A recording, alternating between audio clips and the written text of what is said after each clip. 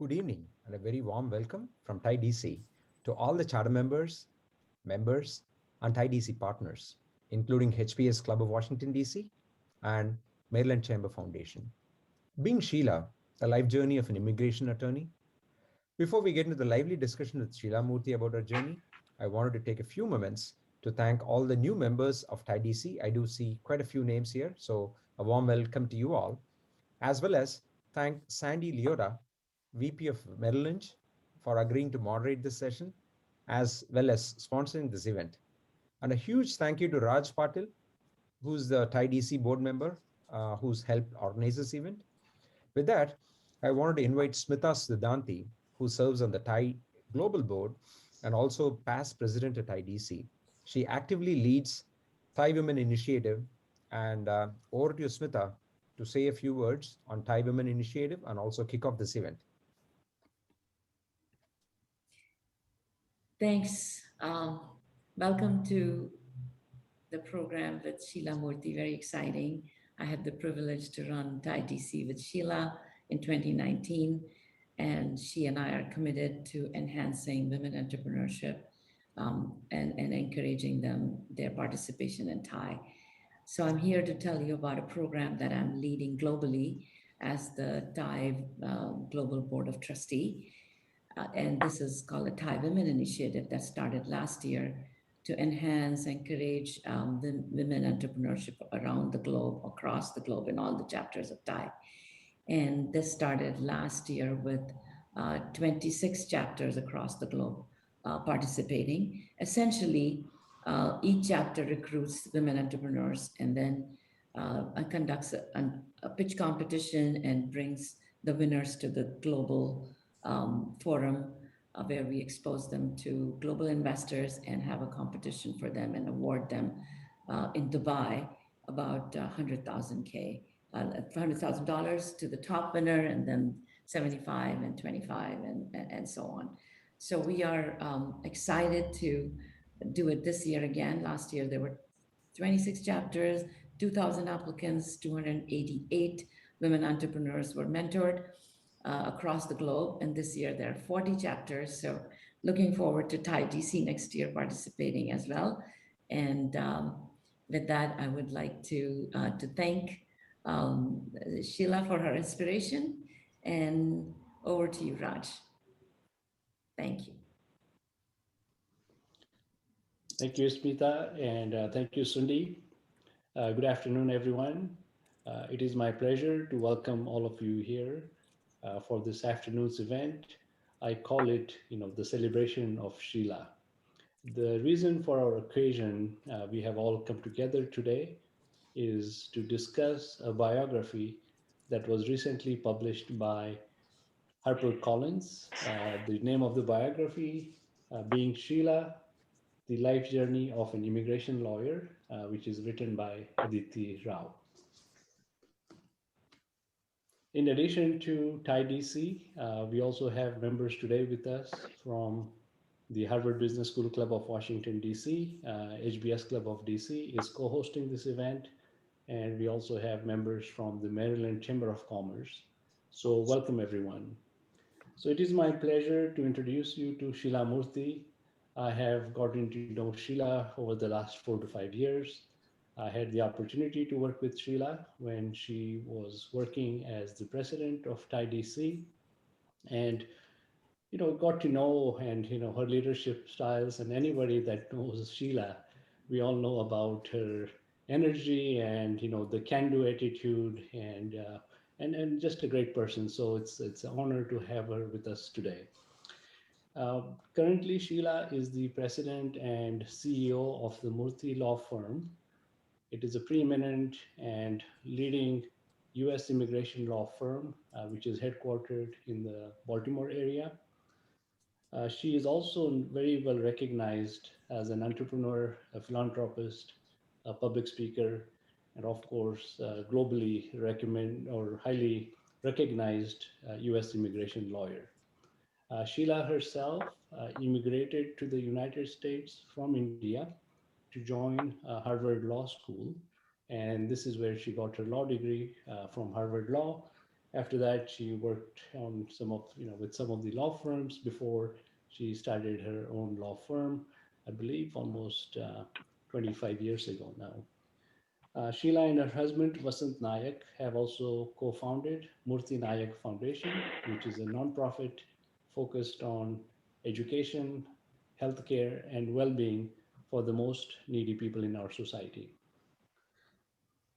Today's event will be moderated by Sandy Leota, and although it's a discussion on the biography and Sheila's experiences, I think we'll be learning fair amount of lessons dealing with leadership, resiliency, entrepreneurship, and the journey and the lessons learned through her life journey. So Sandy Leota is a senior vice president at Merrill Lynch. She is also a wealth advisor for the working at Merrill Lynch for the last 35 years. She has been recognized as the top 250 women wealth advisors, and she has been listed even in the best in the states for 2018, 2019, and 2020. I also want to thank Sandy today for giving away 100 copies of the biography to all of the event participants.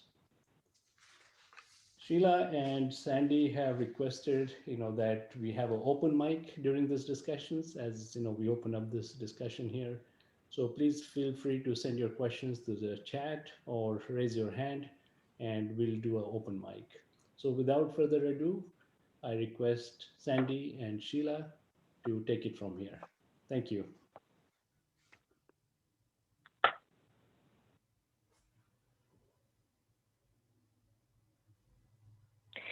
Thank you, Raj, and thank you, Thai DC and Harvest Business Clubs of DC for hosting, and the Maryland Chamber for supporting. Thank you also for giving us the opportunity to be inspired by and celebrate an amazing human being in Sheela Murthy. Hello again, my friend. Great haircut. Thank you so much, Sandy, and welcome everybody. So excited, delighted, and honored to see each of you making time on such a gorgeous, gorgeous spring afternoon to listen to us and hear the discussion, and hopefully get some fun, have a fun time, get some leadership lessons, and inspire and motivate each other to make a difference in our businesses, in our lives, and with our families. If you are here today, you truly are very dedicated to want to invest in yourself on such, as I said, on such a glorious day. So we truly, on behalf of Thai DC, the Harvard Business School of the Friends of Washington, Harvard Business School of Washington, DC, Higora and Company, as well as the Maryland Chamber Foundation, Christine Ross and her team, all of you, thank you, thank you, thank you. We appreciate each and every one of you for being here this afternoon, and we look forward to your active participation while Sandy and I get started with some preliminary questions so that we can make it fun, lively, and entertaining and educational. Yes, thank you, Sheila. Before we begin, just a few instructions. We would like you to ask questions, and if you would like to do so, please either use the chat feature, just type in your question in the chat feature, or under reactions, the category of reactions, there is a ability to raise your hand, and Jennifer or Raj will cue us up. So thank you. Sheila and I, we met in philanthropic circles in Baltimore, and we bonded over our similarities, both immigrants, both women of color, and both believe passionately in empowering people. Sheila as a rock star in the world of immigration law, and I in financial planning and wealth accumulation. Now, just from the intro, Sheila is no stranger to you all at Thai DC. She being a past president and just a superstar entrepreneur, tops in her field of immigration law. Her firm now approaching 27 years, I believe. And now here we have a biography, Being Sheela. This is published by HarperCollins and written by Aditi Rao. And all the profits, all the proceeds go to charity. Now, you lucky people attending today, you get a free copy. But for the rest, you know, she is giving everything away. Now, the story, it is so so easy to get into. You will quickly get to the point that you cannot put this book down. It's a journey. It's a story of her professional career, but also her personal journey from childhood to where she is now. Congratulations, Sheela. And yes, I am getting to a question.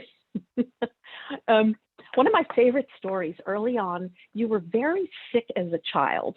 And during your long convalescence, this is where you grew to love reading, your love of books. One book especially inspired you to become an attorney. So as a child, you had found your purpose. So my question, is that still the purpose that drives you today? And how important is that sense of purpose to entrepreneurs and to just people in general? Thank you so much, Sandy, for that question. I think there's obviously a lot of research. I feel sometimes now with having the stars from Harvard Business School, as well as the rock stars, Thai DC members, each and every one of you today is pretty much a rock star. And you can appreciate, you know, the importance of passion and purpose to doing the jobs that we do, whether it's starting, you know, what motivates somebody to start a business, to become an entrepreneur. You have to have the passion and the desire to make a difference in this world, to contribute in a deep and meaningful way, because you have a vision or a goal to change something.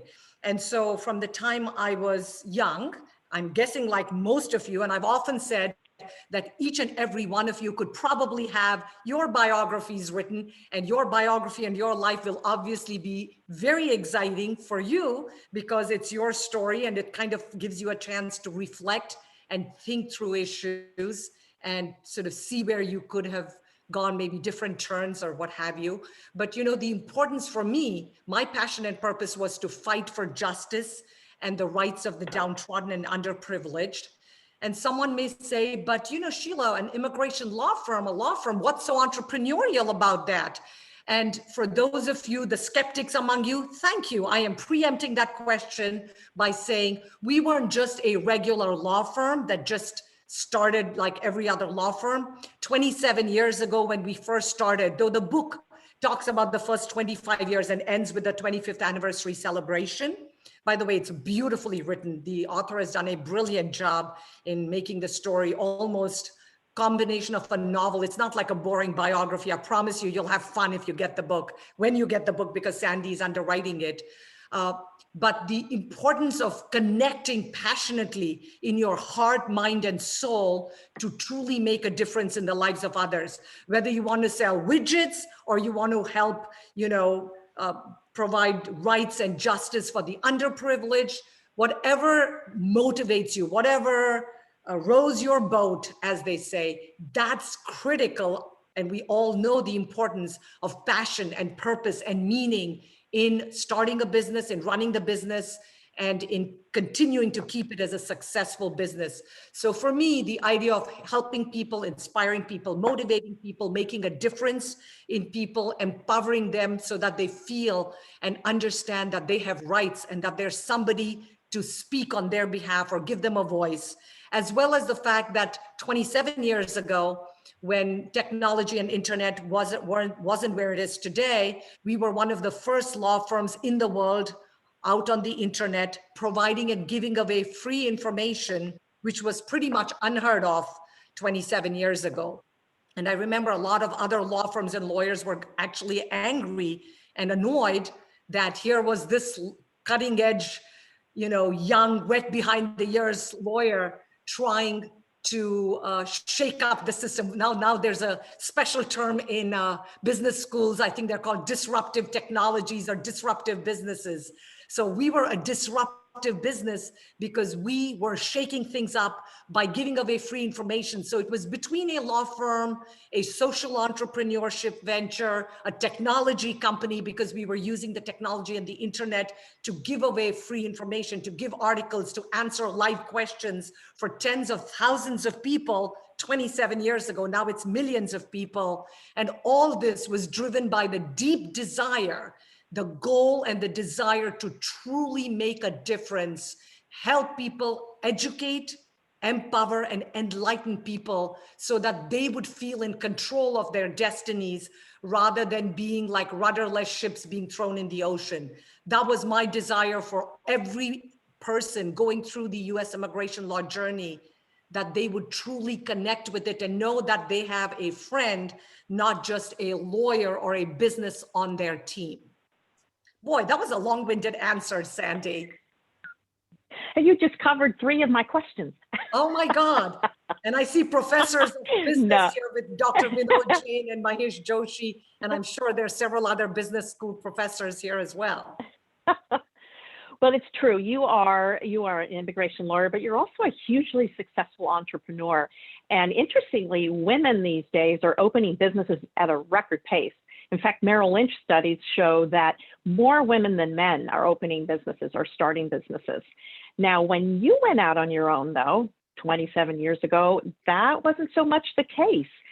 What's your advice today for people wanting to take the entrepreneurial plunge? And would your advice differ for women than for men? Oh my God, these are deep, meaningful questions. You know, at the end of the day, you're never going to be 100% ready for anything. I don't care what it is in this life. You can prepare, you can plan, you can strategize, but at some point it's like the Nike ad, just do it. You just have to do it because you set up your systems, you get organized, you prepare yourself. But at some point you say, you know what? I'm going to be as prepared as I'm ever going to be. Let me take this plunge, start the business. There are going to be hurdles along the way. There are going to be obstacles. There are going to be situations and people that will put obstacles. But, you know, as they say, what doesn't kill you makes you stronger. And sometimes those obstacles and learning how to overcome them obviously makes us much stronger and tougher and more successful. So, you know, what would I change something? I mean, look, life is an ebb and a flow. And same thing with immigration policies in America, same thing with anything and everything.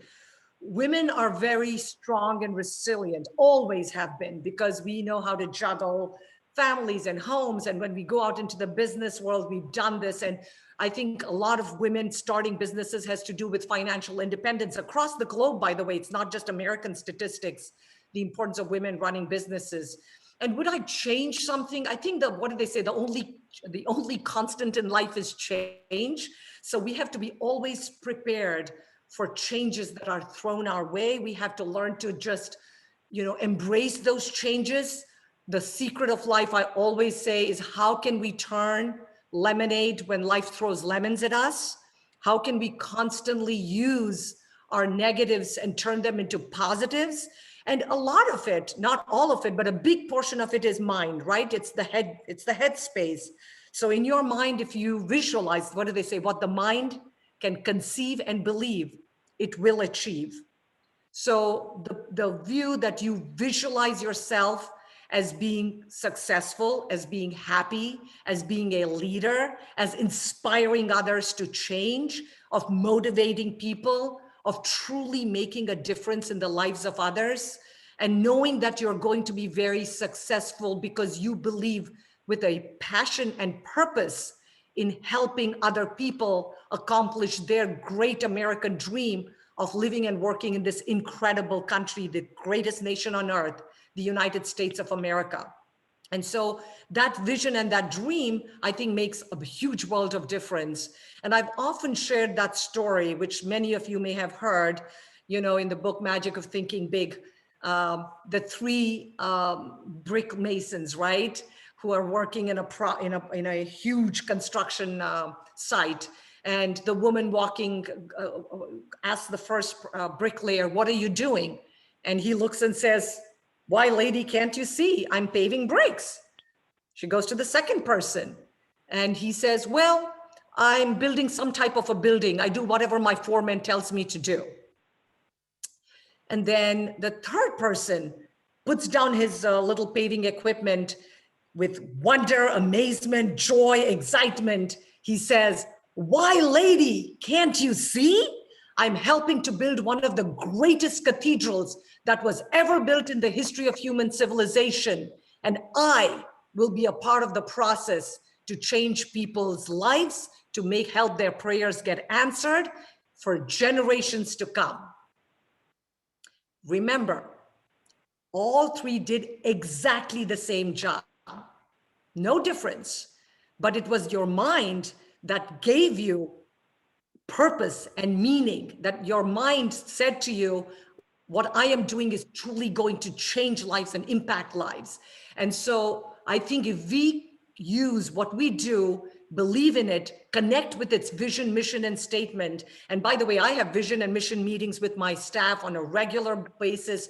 Why do we each wake up and come to work every day? And research has shown that when we as business owners and entrepreneurs are willing to inspire and motivate and connect every team member, from the telephone receptionist to the assistants, to the office admin, to your COO or whoever it is, connect them to the vision, mission, and values of the organization, that it will flip the switch and create not just a from good to great. That's what makes a difference, is connecting every single member on the team to get integrally connected and realize that they are a vital and critical part of the success of the organization. No person is too little or too big to be constantly reminded and taught of going back to the fundamentals of why did we start this business? What do we hope to accomplish? How are we going to change it? And it's no different. And because women have a heart and women have a soul and women like to feel that sense of village and community, I think it's easier to say, let's get everybody on board. Let's all roll up our sleeves and get to doing this work just as well. I think men do it brilliantly too. Men have traditionally been the major business, especially for larger businesses. Women tend to sort of be satisfied. I remember 25 years ago, people said, why don't you open up a law firm in every city in the United States, every major city? And I was like, you know, I'm very happy with what I have. My office, big presence in Maryland. We have now a small West Coast office in Seattle, Washington State. And we have 3, liaison offices in India, Mumbai, Hyderabad, and Chennai in India. But I guess just, it's a different mindset. And you know what?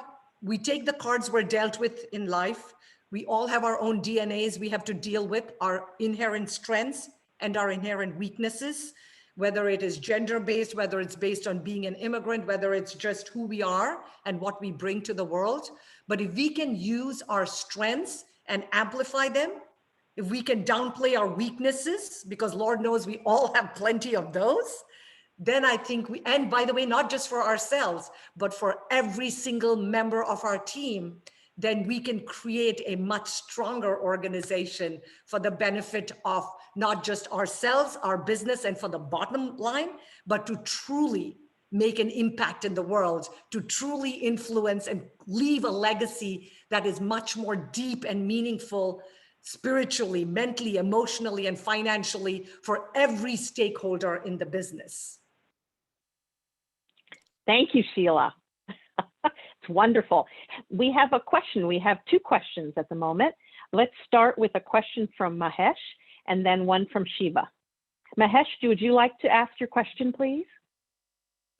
Sure. Thank you for giving me that opportunity. Sheela, you and I have discussed before entrepreneurship and lawyer.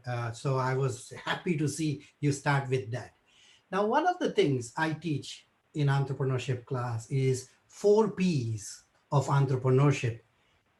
First being problem solving, second being people oriented, third being persistence, and fourth being ability to pivot.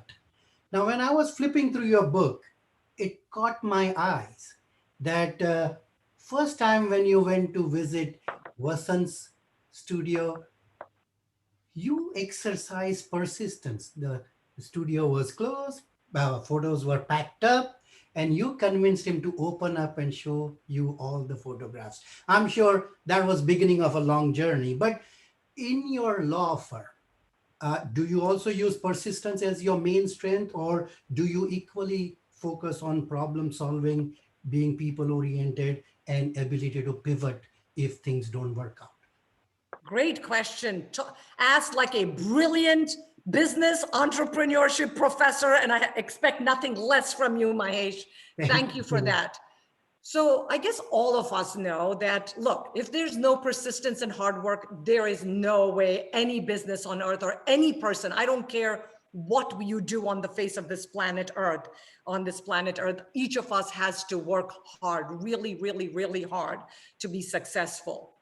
But the other qualities that you refer to is your people, the ability to pivot.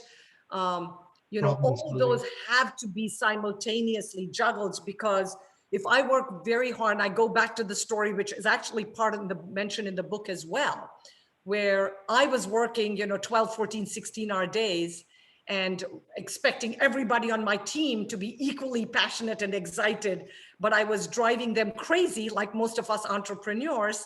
We drive away our employees, our key people who are the reason for our success. What do they say? In most businesses, our most valuable assets are our people. And like a driven, passionate entrepreneur and business owner, I couldn't understand why my team wasn't willing to work 12, 14, 16-hour days. And I had never bothered to spend the time, effort, and energy to inspire them and share my vision and my goals with them of how they could play a pivotal role in the success of the business. And so when 3 out of 4, by the way, you'll see that when you read the book, okay? 3 out of 4 of my employees quit on me. Wow. That's like 75% of your law firm. This was when I first started 27 years ago, right? 1994, 95. And I remember going through really a feeling of depths of depression and getting really upset. And at that point, I had to, rather than blame them, because it's so easy, as they say, to point the finger at someone else, because 4 fingers are pointing back right at us. I had to eat humble pie and accept that the main reason that 3 out of 4 of my employees had walked out on me was because the only common denominator between all your problems is me. In this case, that was me, Sheela Murthy, moi. Yeah. That was like such an unpleasant truth that I had to grapple and digest and mull over and really examine myself, not as a business owner, but as a human being, what was it that I was doing that I wasn't able to convince them or inspire them or get them to join me on this journey, as all of us rowing in the same boat, rowing in the same direction vigorously. And so your question, Mahesh, about, people, hard work is just like a piece of the puzzle. It's not the entire puzzle, for sure. And I know that there's a lot of leadership lessons and a lot of books, and I'm sure, all of you professors and all of you Harvard Business School folks and TIE DC members and chamber members, all of you know that, at least I remember hearing something again about 25 years ago, that that across centuries, across ages, and across cultures, that there are 3 common denominators for all the world's greatest leaders. What are they? 1, can anyone guess? Since we're having a lively discussion, what are they? Let's open it up to the audience. Anybody guess? What are the 3 common denominators across countries, cultures, civilizations, and across the ages? Only 3 common denominators of the world's greatest leaders. Sheela, I'll give it a shot, maybe not in the same exact words, but self-awareness is one critical aspect. And your story fits into that very strongly. But I'll wait for you to disclose the 3. Okay, anybody else from the audience wants to answer? Did I hear somebody remove their mute button? Yes, Sheela, maybe passion. Passion, good. Yeah, they always say passion. Thank you. Was that Ashoka, or who said that? Igor, wonderful. So very connected. Yes, we're coming very hot, very close. So that connects with passion, purpose, and this absolutely. So passion is connected again with purpose. So it's purpose. Okay, we're getting hotter. Thank you, Igor. Anybody else? Lead by example. Lead by example. Wonderful. Thank you. Is that William Carter? No, William's about to speak next. I don't know who that was. Okay, great. I guess that was Shiva. Thank you, Shiva. That was Shiva. It may have been covered, but one of the things that I was going to bring up is being able to, and it may fit into the self-awareness category, but being your true authentic self, being able to be true to your true being, I believe is something that's important for all leaders. Absolutely. I think we're pretty close to all of the three issues, but the research has shown one is vision or goal, which connects with passion and purpose. So I had a vision, like each of you have your vision with your business, to help the world, to empower, educate, enlighten people so that they don't feel alone along that journey as they're going through that long, difficult, complex, arduous journey of becoming green card holders or US citizens. So passion, purpose is connected with vision or goal. Second, all of you talked about it, hard work with passion, desire. So it's Mahesh's question. It's what Igor said, passion, purpose, hard work, hard work, hard work. There's no shortcut to hard work. I've often said this, and this thing that it's often been said that for a woman to be successful, she has to dress like a woman, think like a man, and work like a dog. That's the kind of hard work that we're talking about, right? Hard work. There's no shortcut to hard work. And third is, and many of you brought it up, is the ability to look at every knock in life as a wonderful learning opportunity. Instead of boo-hoo, why did this happen to me? Suddenly it is, you know what? This is the best thing that's happened to me because it's going to make me stronger and better in life. Now I know, I know you're going to say, really, Sheela, when you've just had a major accident or life's given you a knock, really, you expect me to say, thank you, good Lord, or thank you for this? But you know what? You are going to have to say thank you, because what are you going to do? Invest your time, effort, and energy in negative stuff and licking your wounds? Or are you going to learn how to pick yourself up, pull yourself, by your bootstraps and learn to walk all over again? The choice is simple. It's energy. It's your cosmic energy, spiritual energy, mental energy, intellectual energy that we are going to invest. And so it's completely up to each of us how we choose to look at that knock or that obstacle, turn it on its head and say, this was a wonderful learning opportunity. Apparently, just these three. And when I heard this about 25 years ago, I said, that's it? That's it? These three things? I'm an idiot. I'm not brilliant, but three things I can remember. And so every time I've had a terrible thing happen to me, something bad, my 3 employees walk out on me, 3 out of 4. You know what I tell myself? This is going to be the best thing that happened to me in this world. And it's all in your, what do they say? Life is, everything is in your head, right? In your mind. The success is in your mind. Your failure is in your mind. Your greatness is in your mind. If you think small, you're going to be small, but I feel like I'm preaching to the choir. Everybody here is president, CEO, entrepreneur, business owner, billionaire, millionaire, CTO, you're all C-level executives, professors. So you have already figured out and learned most of these lessons in life. But I remember once in law school, I heard another story, the story of this frog that was in the well. And the frog in the well one day was met with this frog from this very, very large body of water, this huge lake.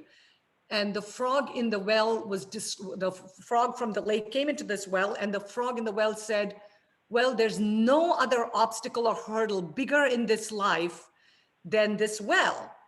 And the frog from the very large body of water, that huge lake, says, no. You don't understand. This well is very tiny. It's small. It's not like a big deal. And the frog in the large body says, no, you don't understand. The lake is like hundreds and hundreds of miles. It's huge. It's dangerous. It's got depth. But the frog in the well was convinced that there was no bigger hurdle in this world than, because it has never been able to jump out of the well and escape. And so for it, this was the most complex and most difficult problem. Often, many of us, I feel, spend our lives just in that mindset where we think nobody else has a bigger problem than we have. We get enmeshed in our own issues and problems. I've often said the grass always looks greener on the other side. We all know that. And we always feel everybody else has a great life because we watch TV and all these wonderful things, though everybody looking happy. But in fact, everybody thinks they have a rough time in this world. And so knowing that everybody feels that way, we can turn it on its head again and use it to our advantage. That was a long-winded answer, but hopefully all these stories help to connect and keep you constantly thinking, what can I do? How does this work? Thank you, Sheela. Thank you very much, Thank, Mahesh. thank you, Sheila. And now for Shiva, would you like to ask your question, please? Thanks, Sandy. Thanks, Sheila, for speaking in the event. It's pretty nice, pretty good. As always, excited and very nice actually to hear about it. Thank you, Shiva. Thank you. And the one thing which you mentioned, I very well remember this. This is like 96, 97. Murthy.com is my source of all the immigration stuff, actually. I always go there. I worked in Netscape, so I know the browser like changed everything, meaning with all the stuff. Pretty awesome, actually. How you adapted to the technology in terms of distribution knowledge to all the people, actually, it's pretty good. So my question is slightly, I think you kind of touched on some of the stuff, but my question is very much interested in, as an entrepreneur, I don't distinguish between a man and a woman in terms of entrepreneurship because both have to struggle, but except one of the CEOs of like a public organization, he said, many times when the women come and present, they don't like have the energy like Sheela. They speak like very low. It's difficult to even like trust them actually, So that's one thing. But more than that, when you started your career or when you were successful in the middle or even when you were successful, early success and so on, how did you handle when somebody says no to anything, like a critical one or whatever it is actually, when they say no, it kind of puts you back. But how do you handle that? So when somebody How says did you no, meaning handle a it? client doesn't come to you, a client doesn't come or doesn't hire you or whatever that you keep hearing no, whatever. Any of the stuff actually, even in the early on in the, when you are entrepreneur, many people say, hey, I'm not getting funding. They said no, they didn't agree to this. So these kinds of challenges, I'm sure you faced it, like, or you may not have faced it. So how would what is the recommendation to the young entrepreneurs on, like, how do you face that actually? Great question, Shiva. It's wonderful. So of course, as I said, all of us have heard no. If you haven't heard no, as someone would say, either you're lying or you haven't had enough experience to have heard the no answer in life, right? All of you here know it's part of life. It's what makes you stronger. And what do you say? You know what? You can only try to do 100% in this world. I can't give you any more than everything that I have. And whatever I offer, if you say, you know what, that's not good enough, Sheela, I'm not going to hire your law firm, or I'm not going to do this, or I'm going to say no to this. That's okay. You move on. You don't waste too much of your time, effort, and energy licking your wounds. You move on to the next issue and the next person, because there's going to be a lot of no's in this world, but hopefully there's also going to be a lot of yeses in this world. And all of us can use our energy instead of dwelling on it. The only time I focus, sometimes I really sit down and internalize and ask myself, I almost thought I got that deal. Why did that slip through my fingers? How did that happen? What did I do wrong? I go over it, not because I want to dwell on the negative, but more because I want to learn. What did I do? Where did I mess up? I go back replaying it like a replay, pause, replay, rewind in my mind over and over again. What did I do wrong? What could I have done differently to get a different result? And how can I use this as a learning opportunity? Remember my point number 2 of the world's greatest leaders? How can I use that defeat or that challenge? Point number 3, how can I use that defeat or that challenge to become stronger and better? So next time a similar situation happens, I will not hear no for the answer. I will actually hear a yes.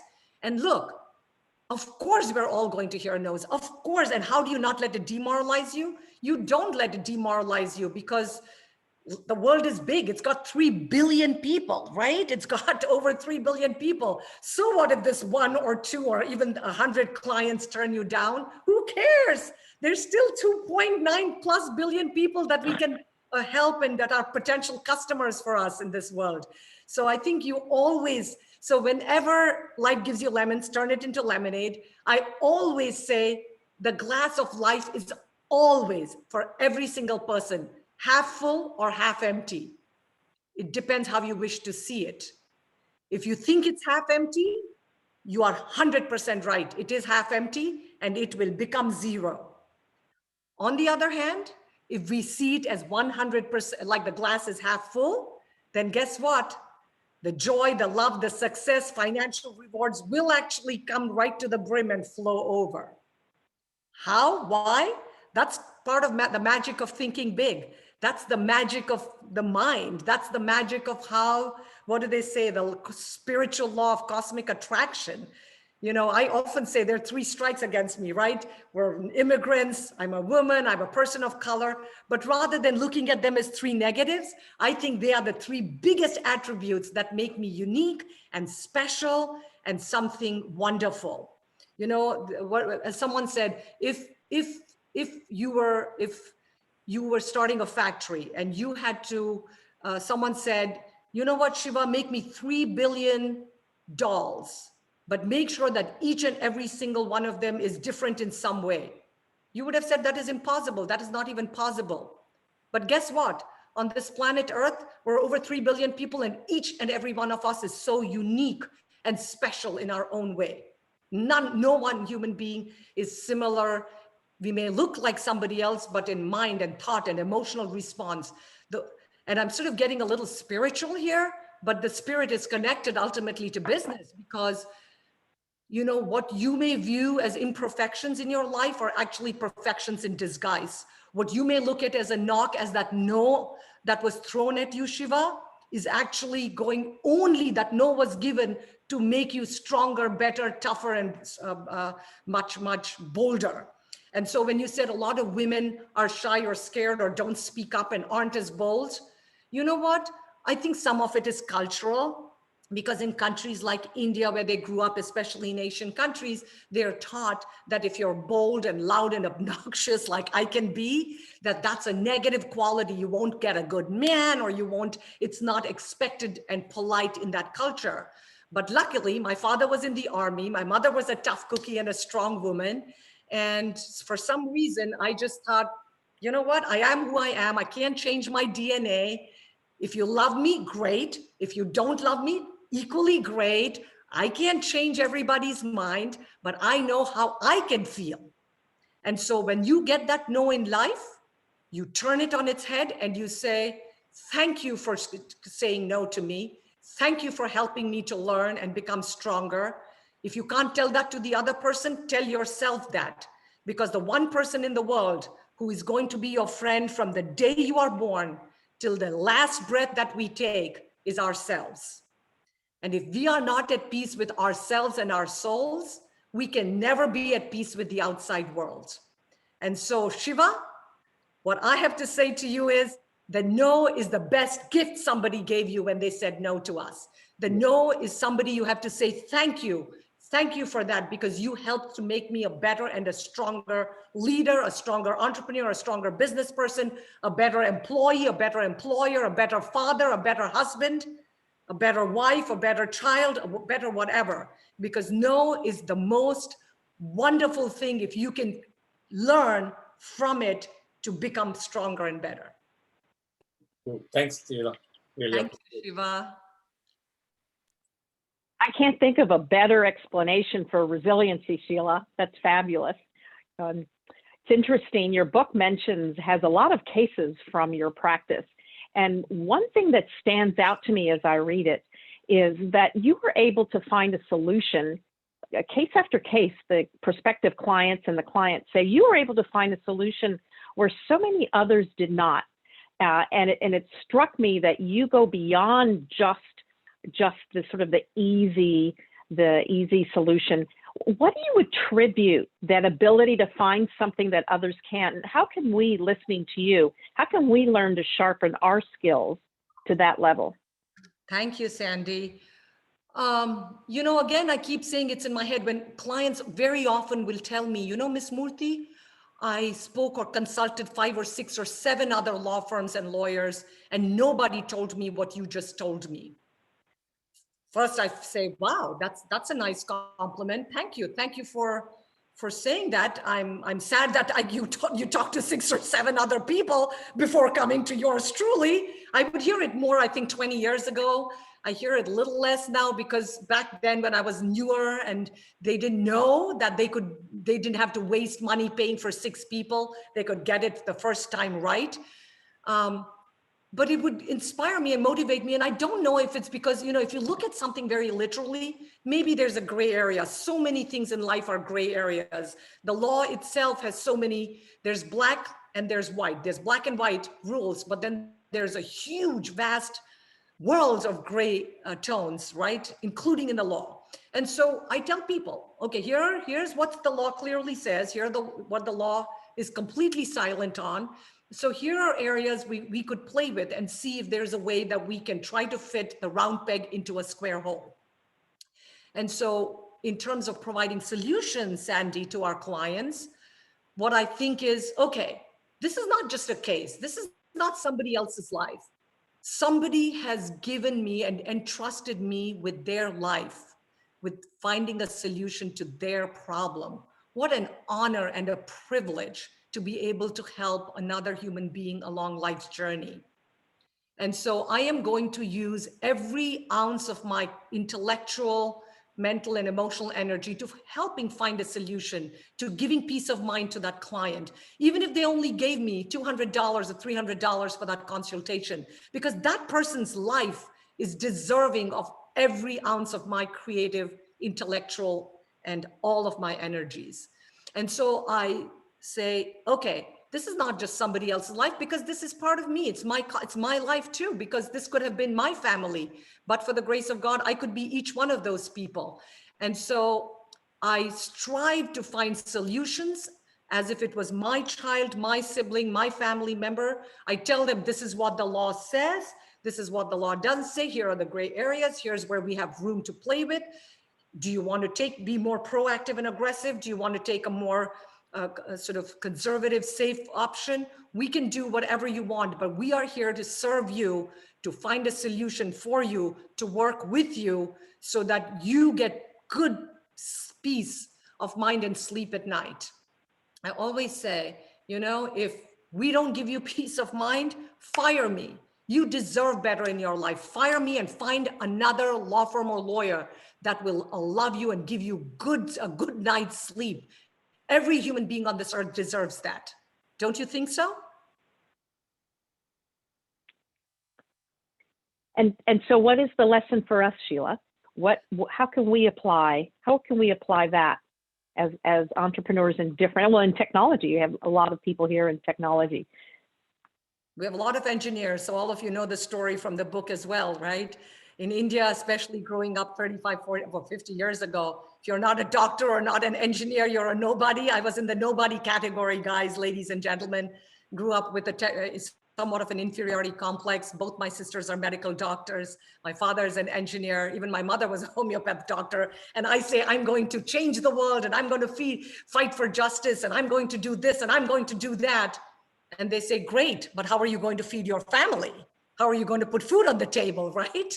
So, what's the lesson for all of us as entrepreneurs and business people? Constantly think of the fact that I am going to help my job in whatever you're doing. You're selling widgets, you're giving law, you're running the world's biggest technology company, you're a multi-billionaire. Doesn't matter what we are.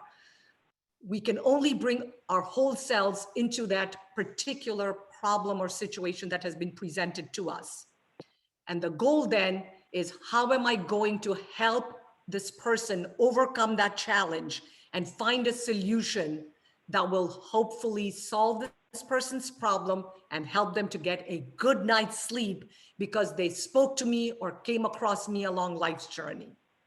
That to me is the critical, is again, it's all in our minds. And so if you tell yourself, I am going to figure this out, I am not going to just say, oh, too bad, this is what the law says, sorry, you're out of luck, pack up and leave right now.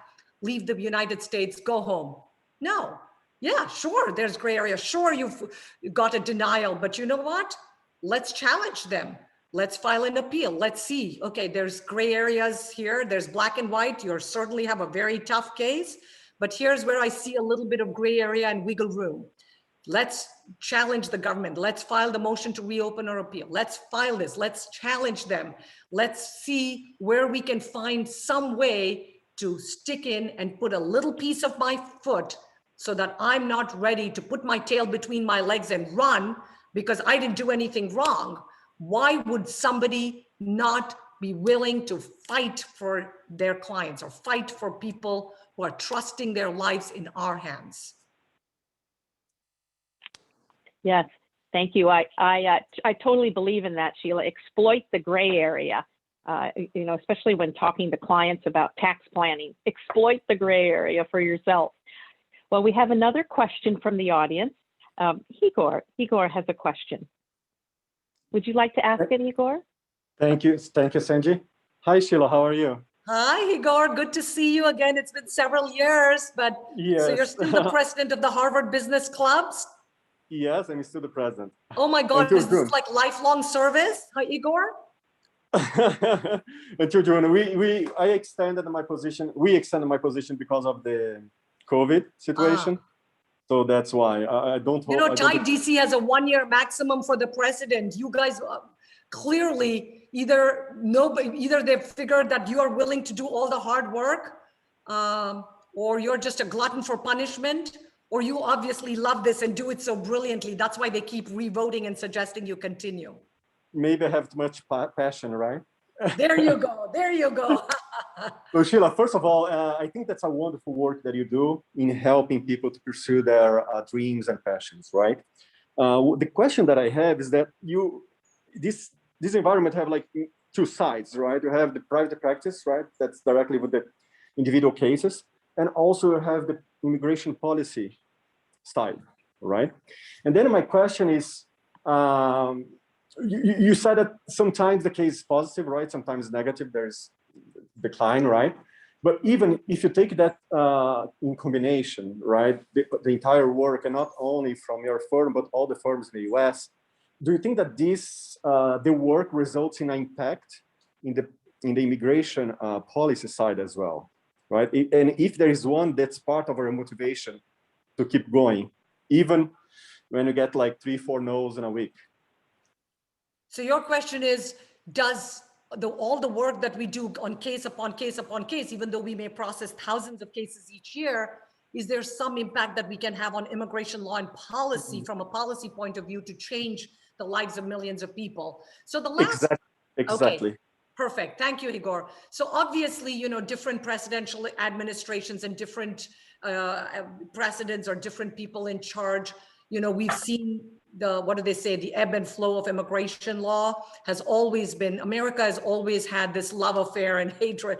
It's this strange relationship with immigration policy and immigrants literally across the last couple of centuries, ever since we became a, you know, country practically. And I can go into the history of immigration right from the time, you know, of our founding fathers to today, and how it's the ebb and flow that happens.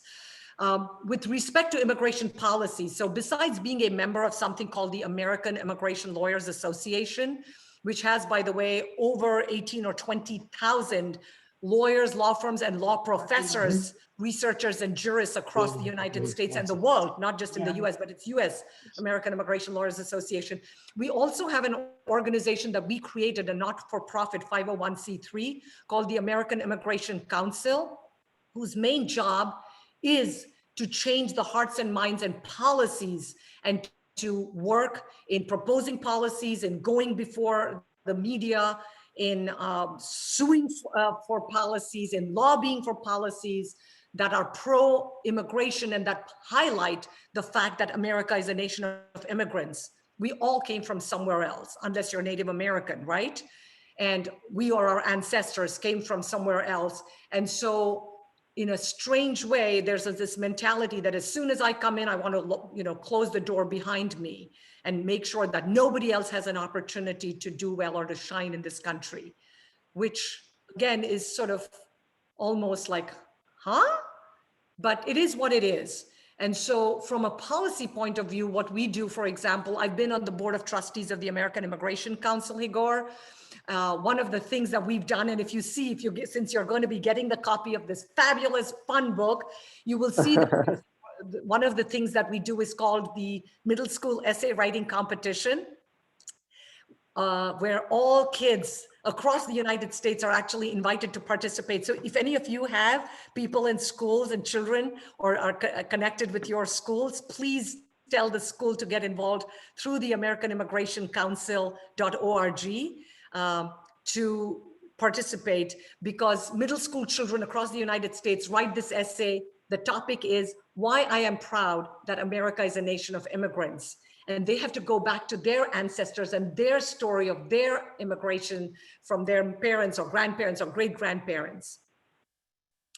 And I'm convinced that some of the politicians in power, if they had participated in that middle school essay competition, they wouldn't be having their blinders on and this anti-immigration insecurity and hatred against other people whose only desire is to provide a better life for themselves and their children, to make America even stronger and better, because they are sharing their wealth of talent, because we do attract the best and brightest from across the globe. And what I fear most is that the day that people say, you know what, who wants to go to that stupid country called the United States of America?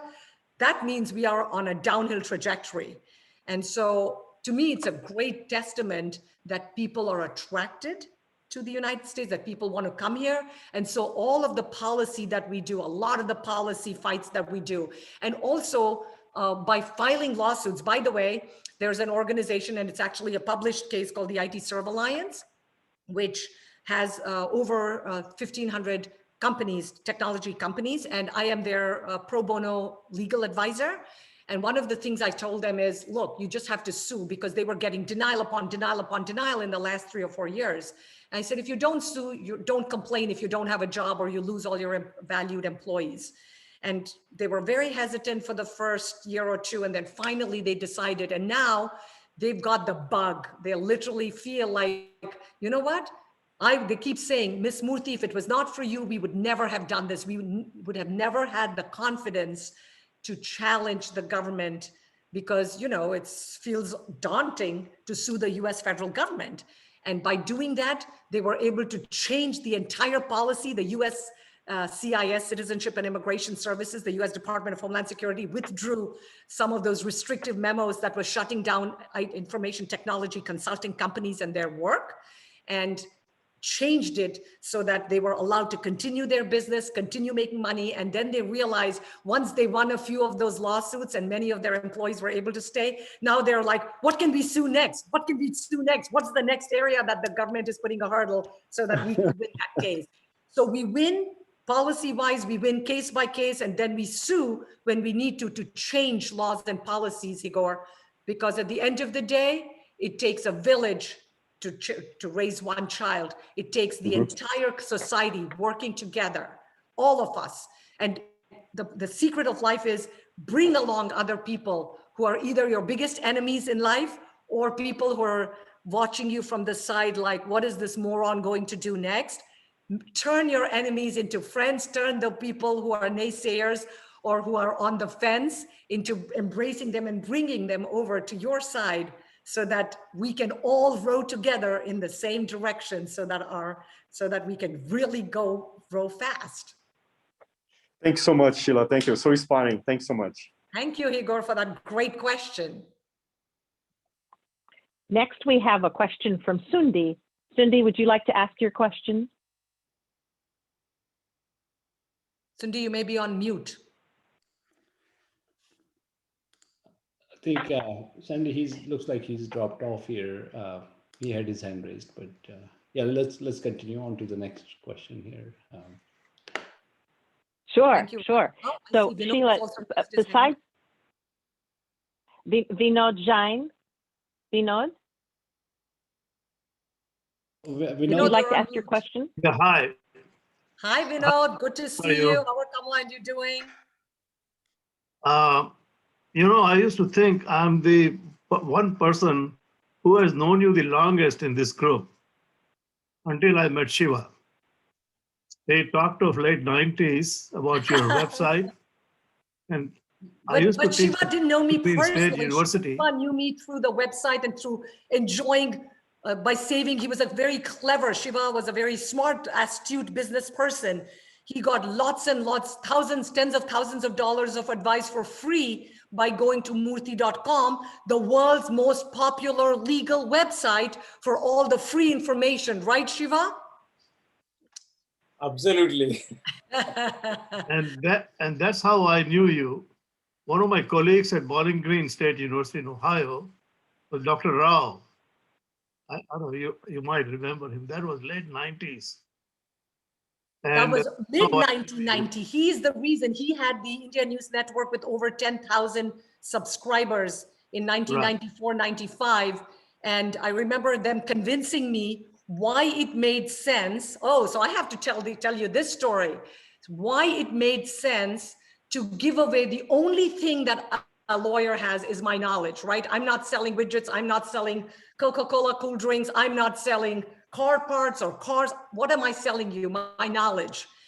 They were able to convince me that become a free legal advisor to this organization and it will help your practice. And I remember thinking, what? Spend 5, 10, 15, 10 hours every day typing free answers, learning immigration law to help a bunch of, kids who are in college or young professionals to answer all their questions for free. That doesn't make sense. So my analytical left brain, my lawyer brain said, this is really dumb, the worst business decision you can make. However, for those who've read my book and know, I am married to a right brain person.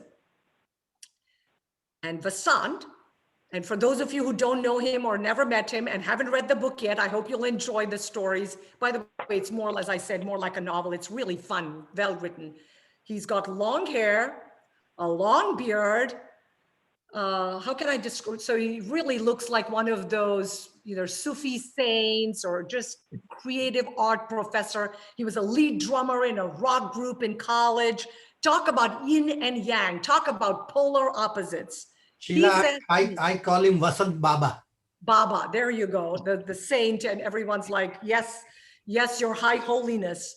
And so he says, the internet is going to change the world. Go ahead and do it. And I remember thinking, really? And usually I argue, and I guess you can't be a good lawyer if you don't have a good sense of to dig in your heels and make an argument and get pretty feisty about it. So here I could have gotten feisty and I said, really? Give it away like for free, just like type all these answers and do it? And he said, it's okay, it's going to change the world, it's going to help you, just do it. Now, honestly, if this man's future wasn't tied to mine, I would have thought this person is trying to bankrupt me, right? I would be convinced that this person is definitely out to bankrupt me. And so I say, okay, I'm going to do it on blind faith. And so the secret, the entrepreneur lesson is, if you have people in your circle, whether it's your family, your friends, your business colleagues, your partner, business partner, and you trust that that person truly has your best interests at heart, then trust that person. Question them, give them a hard time, look at it. But if you're going to work in a team, anyway, from my perspective, I wasn't sure if that was going to be the dumbest thing I did or the best thing I did. In hindsight, what I did 27 years ago by opening up and answering those tons of questions helps me to fine tune and hone my skills and my knowledge as being one of the top immigration lawyers. A lot of people said, oh my God, if this Harvard law school lawyer is willing to give away so much free information, think about it. if you actually pay money and hire her, how much more is she going to do for you or for your business or for your employees? And Sheila, so, if I may interject, what you are describing can be captured as crowdsourcing before the word crowdsourcing was popularized. crowdsourcing, now they also call it informational marketing. Those terms didn't exist 27 years ago when we started.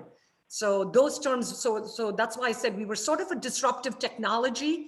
We never became like this billion, I never became a billionaire, but it didn't bother me because I knew it was partially almost like between a social entrepreneurship venture, because my goal was not just to make more money for the sake of making more money or to do for my goal was to educate, empower, and enlighten people with information, with knowledge, so that they would not feel alone traversing that long and complicated journey of going through the immigration law process. So from my perspective, I was 100% successful. Some of you from the Harvard Business School will be like, you idiot, you could have monetized that and become a multi-billionaire. You obviously didn't succeed.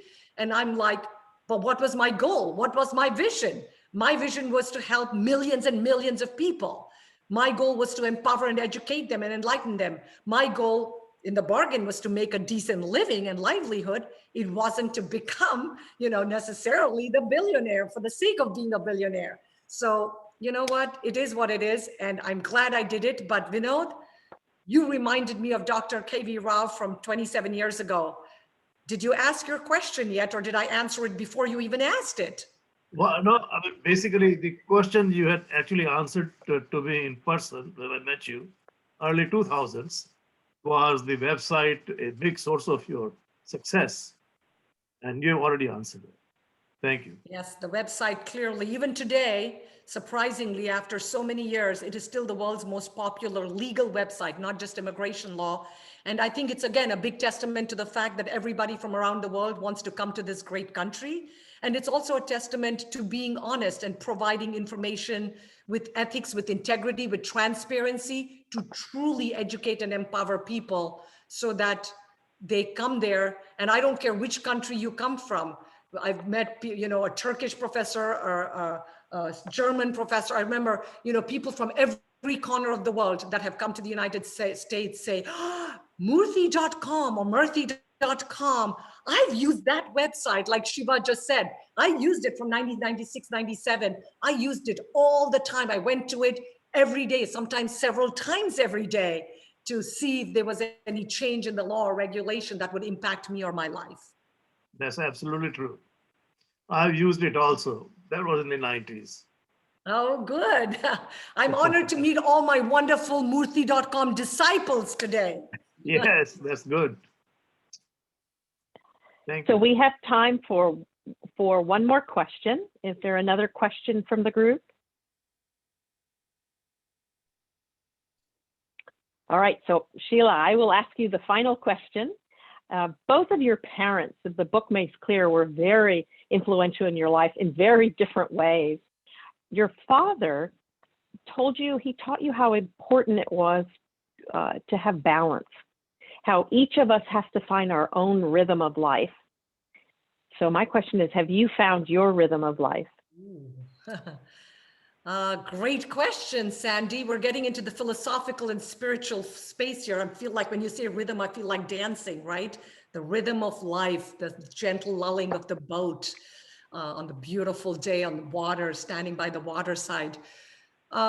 Obviously, you can see from the discussion over the last hour and a half, I am passionate about the work I do. I am excited about helping people and making a difference in their lives. Sometimes when my husband says, when are you going to cut back? When can we go, do things and do other things with our life and have fun? My thought is, what can be more fun than what I'm doing every day? Changing people's lives, educating them, empowering them, making a difference. So to that extent that I think I found my passion and purpose, like that third bricklayer, I think I found my rhythm. I think I found my passion. I think I found my purpose. I also love the fact that, people around me, like my husband, often say, learn sometimes to stop and smell the roses, be more calm and meditative and contemplative. You know, I've often said, and you know, that life is a spiritual journey, right?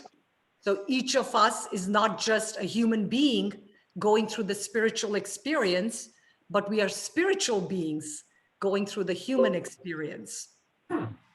And so here, you know, it's to me just an honor and pleasure to be able to do what I do. I'm happy with my life. If somebody around me isn't happy because they find, God, this is so much, like too much effort, too much energy, too much excitement, I understand that. I respect that. But this is who I can only be true. And I think Igor or somebody else early on said, be authentic, be true to yourself. Because I feel like I found what I wanted to with my life. I love the journey.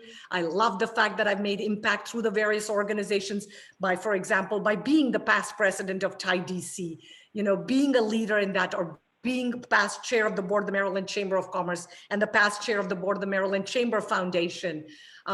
You know, each of these organizations, the only organization here that I haven't become a president, thanks to Igor, who's going to be a lifelong tenured president, is Harvard Business School, because Igor, you've taken that position. I'm teasing, I'm kidding.